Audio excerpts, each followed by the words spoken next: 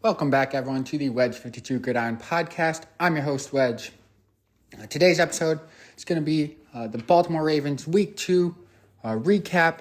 Baltimore Ravens beat division foe, the Cincinnati Bengals, 27-24. Before we jump in, please make sure you press that follow button right here on Spotify, as well as rate the podcast. That helps me grow. And then while you're at it, go check out the Instagram.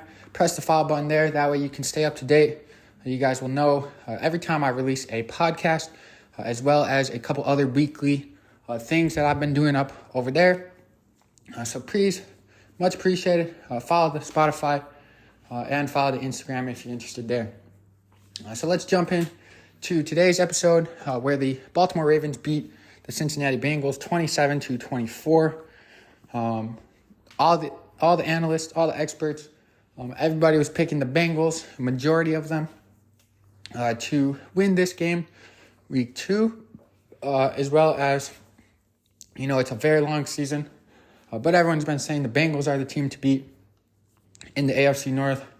Majority of people are saying the Bengals are winning the division. While that could still happen, it is very early in the season. I don't want to get ahead of myself, obviously. That's not what I'm implying at all here. But the Cincinnati Bengals are now 0-2. And, worse for that, 0-2 in the division, in which probably going to be a tough division. So that will definitely come and benefit the Baltimore Ravens later on in this season if they keep playing strong. Huge win for the Ravens, not only to, prove to themselves, gain some confidence to themselves, but they were able to beat the Cincinnati Bengals without two starting offensive linemen in Tyler Linderbaum and Ronnie Stanley. We're going to talk about that offensive line performance in a couple minutes here. They were spectacular, as well as without cornerback one, Marlon Humphrey. So there's really no excuses this time for Cincinnati. Baltimore went into Cincinnati and, still secured the dub. And to be honest, the game seemed like a much larger lead. The Ravens seemed to have more control over the game than the 3-point scoreboard victory at the end of the game, at the end of the regulation there. But let's start off with the Ravens Offensive Player of the Week. It's got to go to Lamar Jackson this week. He was definitely incredible. Seemed to be returning back to form, in what we all know Lamar Jackson is and can be. He went 24 for 33 passing. That's good for 72.7% completion percentage, as well as 237 yards, 2 touchdowns, no interceptions, no fumbles. He almost had one, but there was a defensive penalty that negated it. And then after that was early on in the first quarter. After that, when he was moving around in the pocket, he made sure that ball was very secure. So Mr. Jackson, please keep that ball high and tight. We cannot have any costly turnovers. I'm sure you're drilling that this week at practice there. And then as well, Lamar Jackson had 12 rushes for 54 yards on the ground there. A very good performance by Lamar. Had an incredible throw to Nelson Aguilar on the touchdown pass, a 17-yard touchdown to Nelson Aguilar. He dropped it in there perfectly on the pylon. Nelson ran just a straight go route. Lamar dropped it perfectly over the right side. Nelson, set it up, stayed, kept his route on the top of the numbers. That way Lamar could, put the ball right over the pylon, and Nelson Aguilar could just bend it right there at the last second for the over-the-shoulder touchdown. A beautiful throw. And then I got Zay Flowers on my mind because of the other incredible throw that Lamar Jackson made. About 55 yards or so. Absolute dime to Zay Flowers, who was running a skinny post route. Lamar Jackson dropped it in there perfectly over the top of the under defender and, right on target to Zay Flowers before that safety help could come over the top. And Zay Flowers also, helped Lamar out, made a spectacular catch right there, making sure that that needle that Lamar thread, was received well and got the job done. Huge play for the Ravens and Zay Flowers and Lamar Jackson. And then moving to the Baltimore Ravens Defensive Player of the Week against the Cincinnati Bengals, it's got to be that boy Geno Stone. He was filling in for safety Marcus Williams, who was injured. Also add Marcus Williams to the list, starting safety that was out. So missing starting corner, starting safety, starting center, starting left tackle. It would still be the Bengals. A big trust there. But Geno Stone finished with 9 tackles, as well as the interception. He picked off Joe Burrow on the goal line. Incredible timing. It was a very big defensive play for the Baltimore Ravens. Stomped out the Cincinnati Bengals for a little bit longer there. Picked it off on the goal line. Ran it back about 40 or 50 yards. Definitely could have, jump cut inside and probably taken it for 6.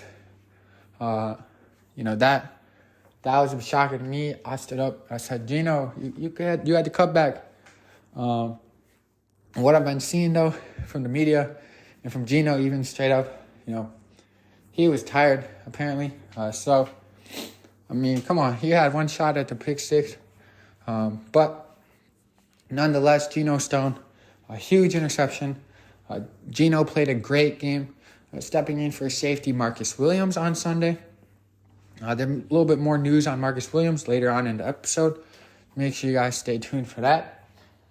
But Geno Stone was a dog, just like some of his other counterparts were on Sunday against those Cincinnati Bengals.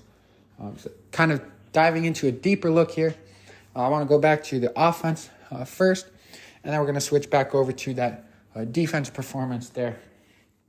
Starting off with that offensive line, they looked very, very good, especially considering, 2 starters who were down, Stanley and Linderbaum, who went down week 1 with some injuries, some shorter-term injuries, hopefully. That's what it's looking like at the moment. But Pat McCary and Sam Mustipher played very, very good. Pat McCary went against Trey Hendrickson and only allowed 1 pressure the entire game by him. Very, very good performance by the entire offensive line. 0 sacks allowed this week compared to, I think, 4 in week 1. That was going to be a huge question mark. Can these backup offensive line, hold on to a solid Bengals, front 4?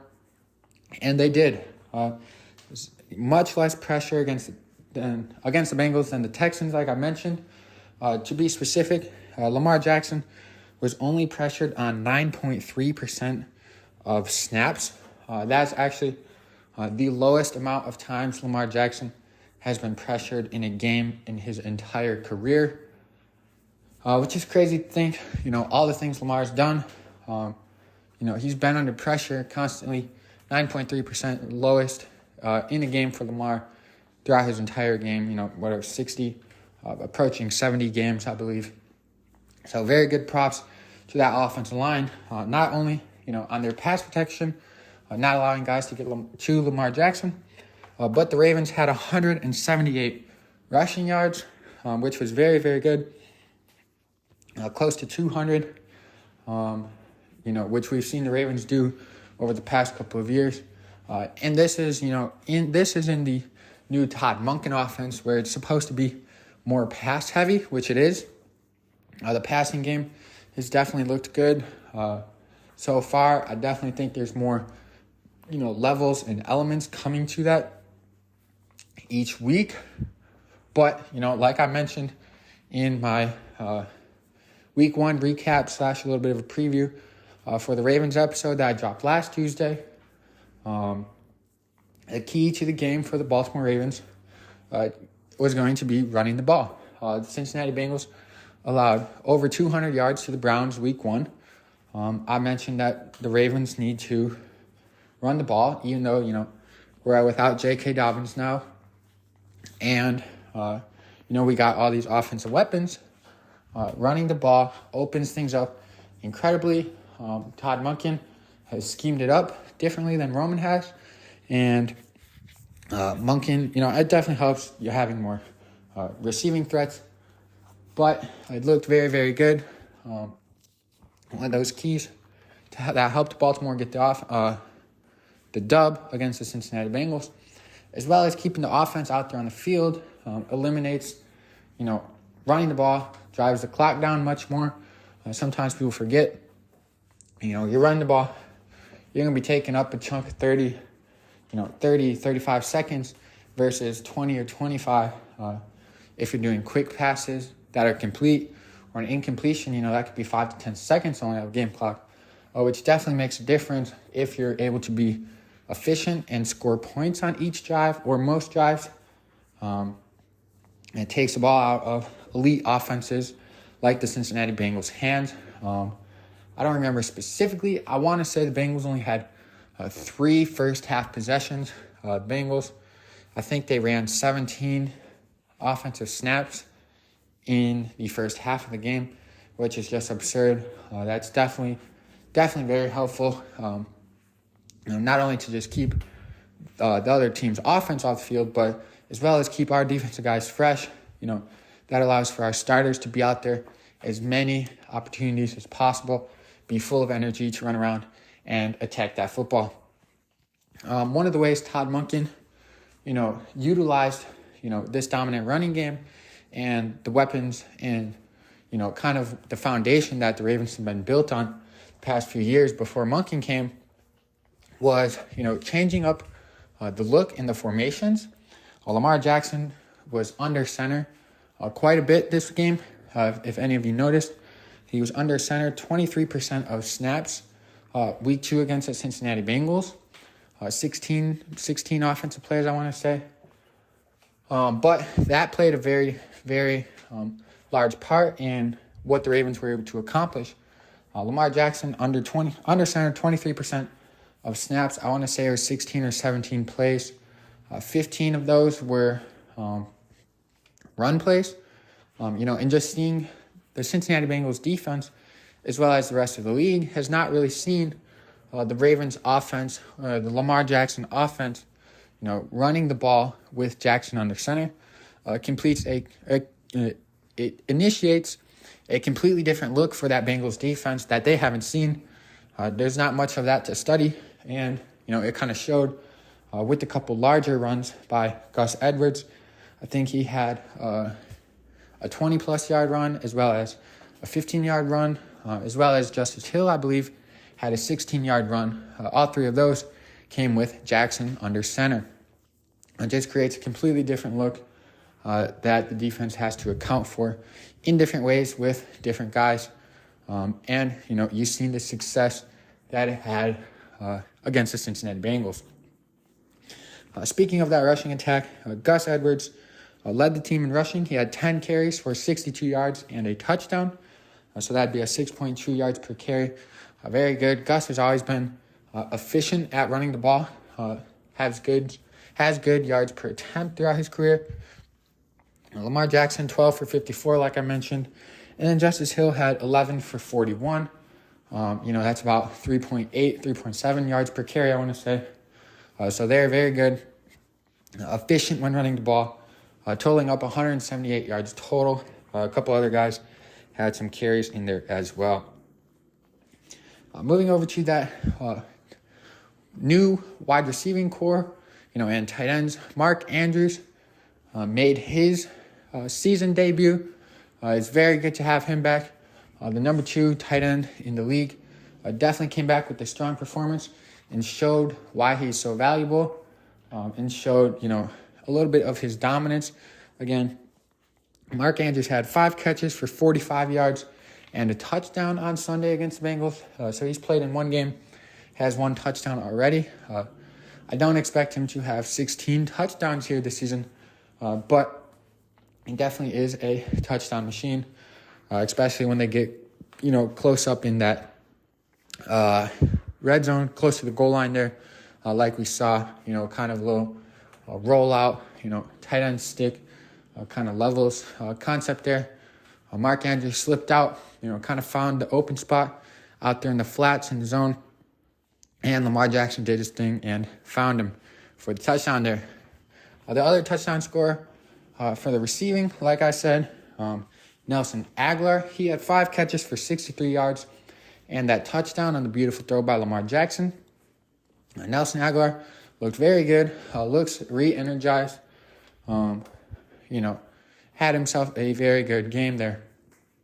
And then a little bit of the other receivings. Zay Flowers, 4 receptions for 62 yards. Like I mentioned, beautiful, the play was probably about 40-yard gain. I don't remember exactly. But the Lamar throw was probably about 55 or 50. With the drop back, throwing from the middle of the field to the hash. Either way, Zay Flowers looked freaking absolutely electric again. The dude has got very good elusiveness. His footwork is incredible. Again, hoping for Zay Flowers to turn into a star. I think he's definitely on the right track so far in his career. Don't expect it to be long before Zay Flowers finds himself in the end zone. They were trying to get him in the end zone after his, nice catch there on that deep ball. They gave it to him the next 2 plays. I want to say on a quick little slant or screen, as well as a wide receiver motion back out with the little wide receiver bubble. The next play.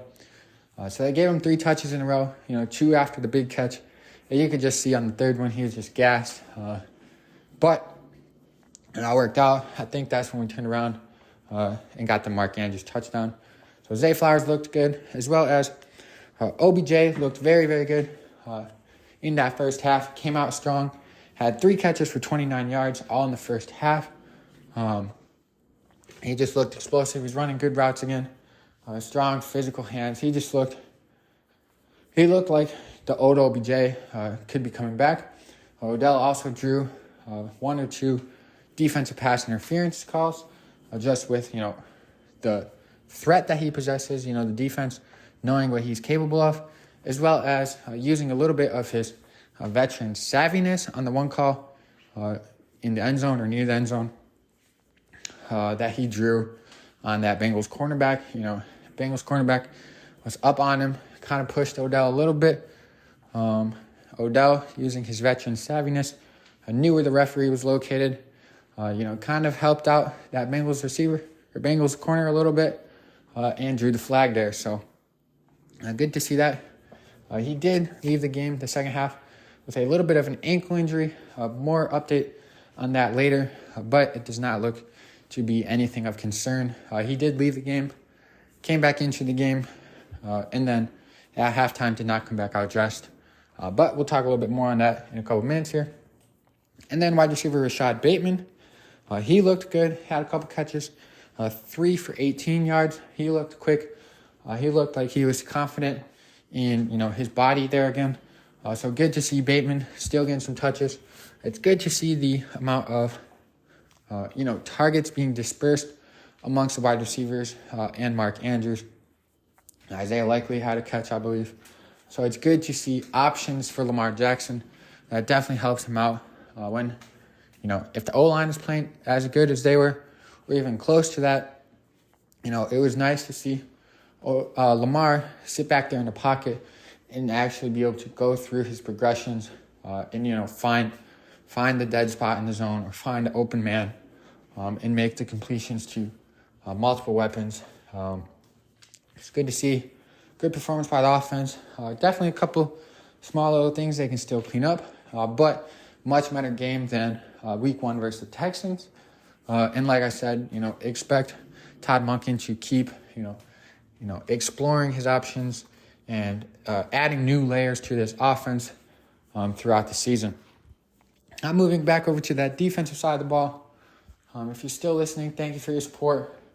Let's jump into the defense here.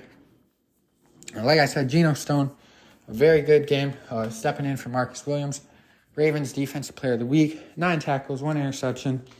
Brandon Stevens played every single snap at cornerback again for the second straight week. He's kind of stepping in for Marlon Humphrey. And then, Ronald Darby and Rocky Sin kind of rotated over there at cornerback 2, as well as Darius Washington. He played every snap except for 3, I believe, at that third cornerback position. Very good there. It's good to be able to count on, Stevens to be able to play and not be a liability 2 weeks in a row. Excellent job there. And then Rocky Sin had an excellent pass breakup against Jamar Chase. Would have been a touchdown. Rocky Sin was in perfect position, had his hand between the arms of Jamar Chase as Jamar Chase caught the ball. He had 2 feet down in the end zone. Would have been a touchdown. Rocky Sin ripped his arm through, taking out the ball. Very good play there, forcing the Bengals to go for a field goal on that drive, I believe. And then Jadeveon Clowney, he was rotating in there, defensive end position again, on that edge. He got his first sack as a Raven against Joe Burrow. Definitely good there. Veteran guy getting a sack on a divisional quarterback. Something the Ravens have kind of come to see the past couple of years here.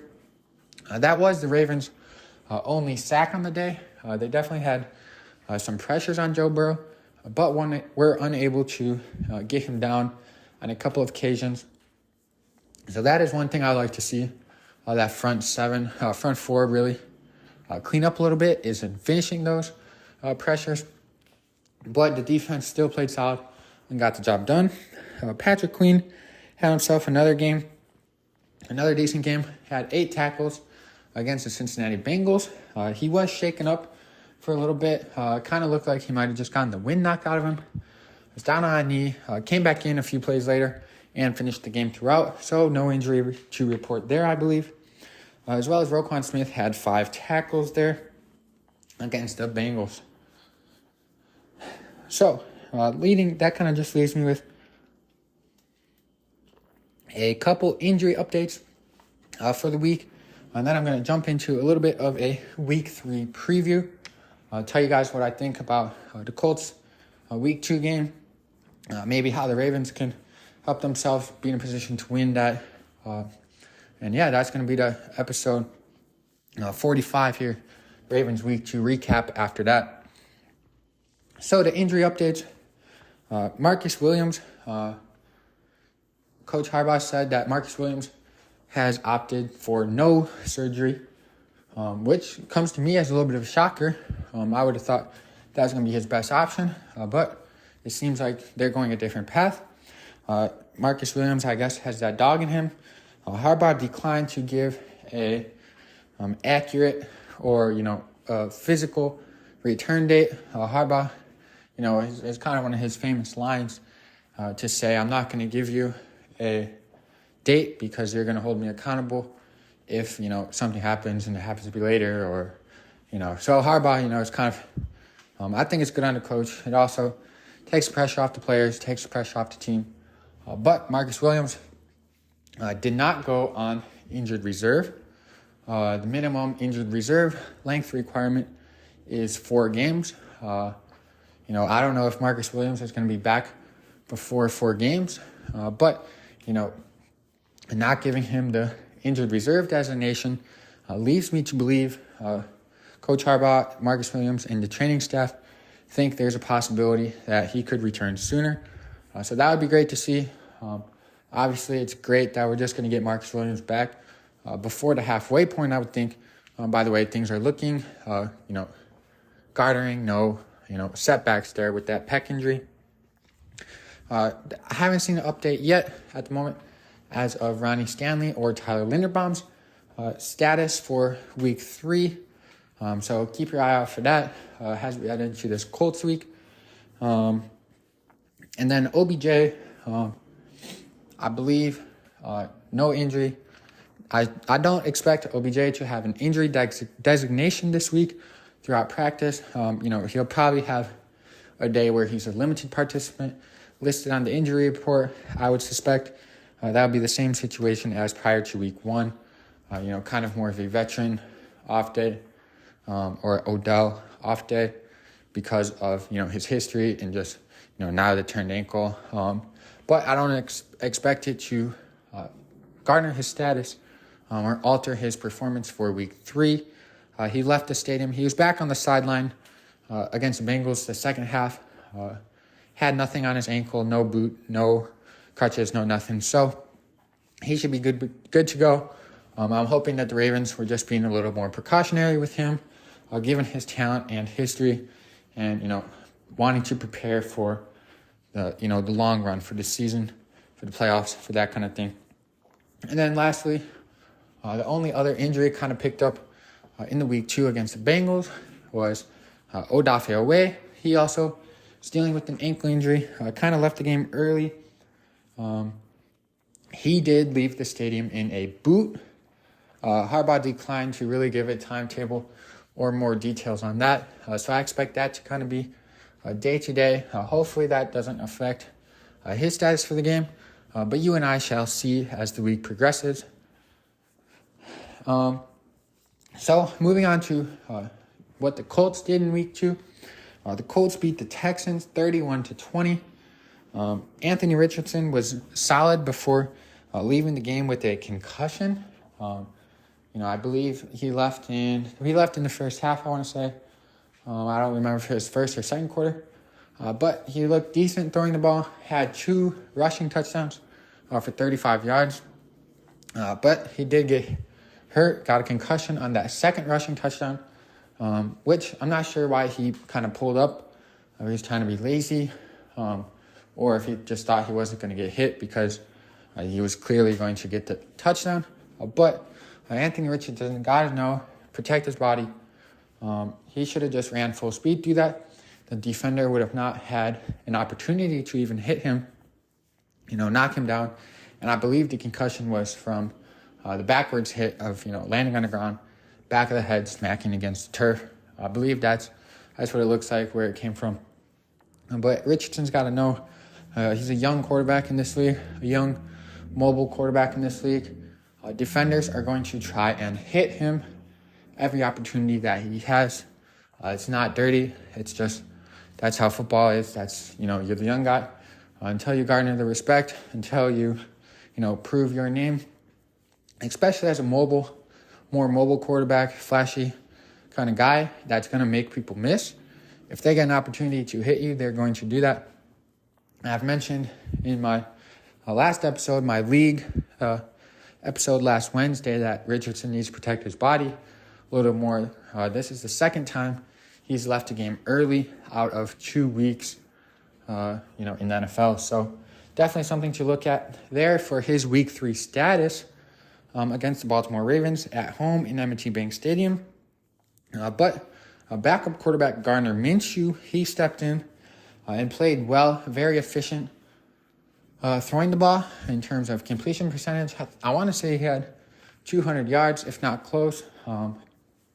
So very efficient with Minshew. He's got lots of experience for a couple teams. He had his flashes of joy, I guess, Minshew mania there down in Jacksonville, as well as experience on the Philadelphia Eagles, playing a couple games, but just being in that dominant Eagles offensive system behind Jalen Hurts last year, and I want to say maybe the year prior to that as well. So Minshew's got a lot of experience. He may be potentially more of a challenge for that Ravens defense than Anthony Richardson would be, just because, Minshew is going to be capable of, running more complex schemes, breaking down coverages against us a little bit better than Anthony Richardson may be able to as a rookie. The Ravens defense has been historically good against rookie quarterbacks, as they were week 1 against the Texans and C.J. Stroud, who did not have a single touchdown in that game. The Colts on offense, they spread the ball out to multiple receivers very well. Michael Pittman is kind of the only one that's, considered probably wide receiver 1 talent. But he struggled with some consistency. In that week 2 game against the Texans, 8 different pass catchers caught a pass for the Indianapolis Colts there. So they like to spread the ball out there. They will be playing without Jonathan Taylor, who's still on the PUP list, or, IR list, I'm sorry. So he's out against week 3 against the Ravens here. One player to watch on defense is going to be linebacker Zaire Franklin, who is all over the field for the Indianapolis Colts defense.